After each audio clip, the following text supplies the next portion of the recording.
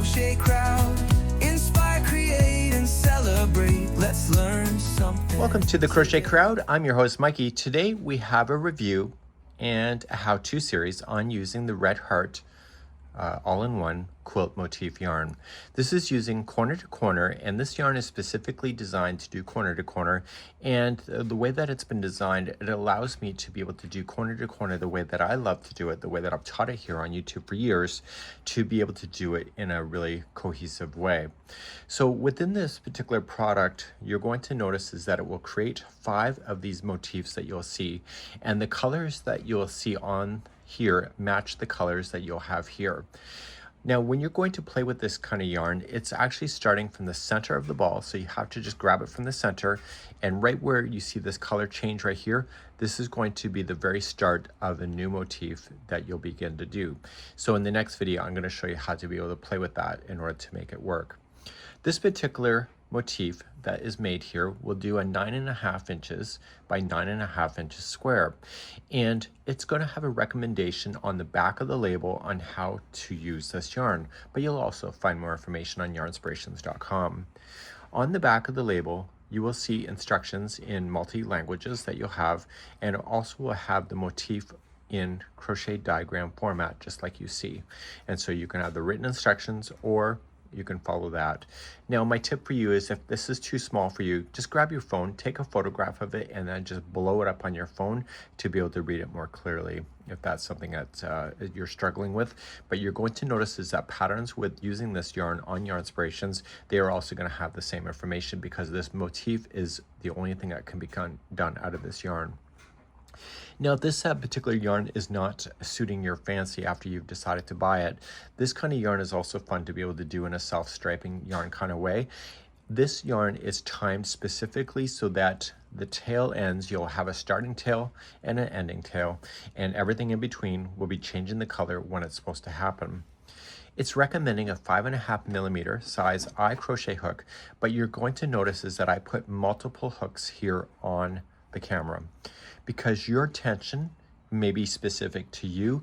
Even though I bounced my way all the way from a 3.5mm to 6mm when I was adjusting, I still got a 9.5 inches by 9.5 inches square. Because our hands are all unique to ourselves, we don't all crochet in the same way.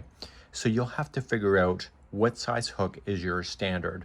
Now, if you used Red Heart all-in-one granny square yarn or the flower power yarn, I noticed with myself is that I used a 4.5mm size G or US 7 crochet hook for that.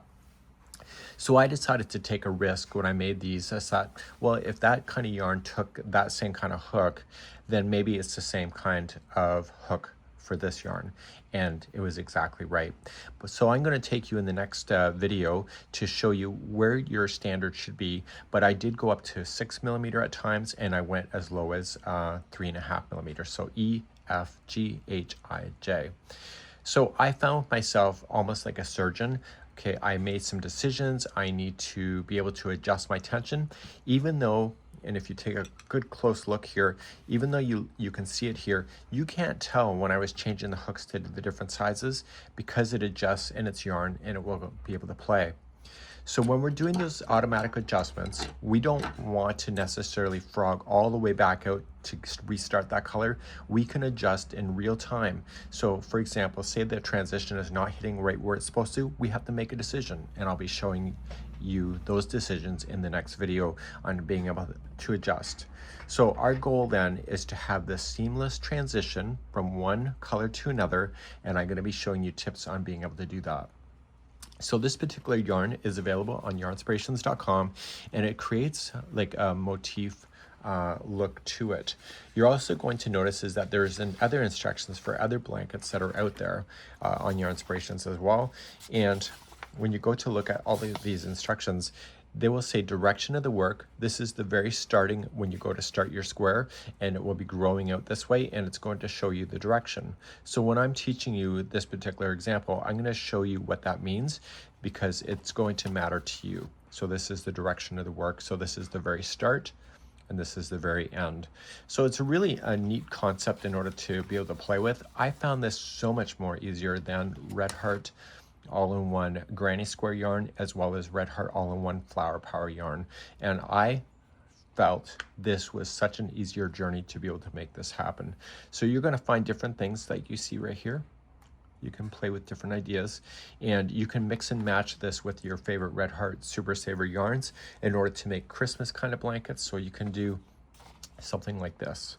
So this here is using 4 squares to make this happen. So we have 1, 2, 3, 4. And in this particular one, you're going to have 16 of the motifs, and then you can just use your regular Super Saver in order to fill in the spaces that we have, all using corner to corner concept.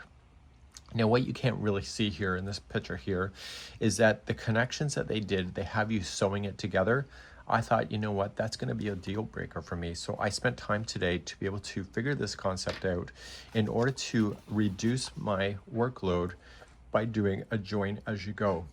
There's no sewing here, so the colors just connect into each other. So I did 1 square on its own, and then when I built the second square, I am automatically doing the attaching that you'll see. Okay, so it makes it a lot easier to be able to do that, because as soon as I have to pull out that sewing needle, I'm going to have myself a few kittens and possibly a few birds. So you can do this concept with a join as you go. I will be teaching that in one of the video series as well.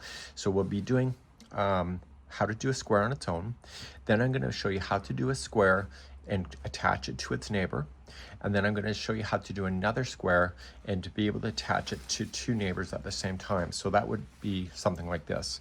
So you'll be doing a square by itself, and then another square that it can attach, another square that it can attach, and then this one here will attach to 2 sides at the same time.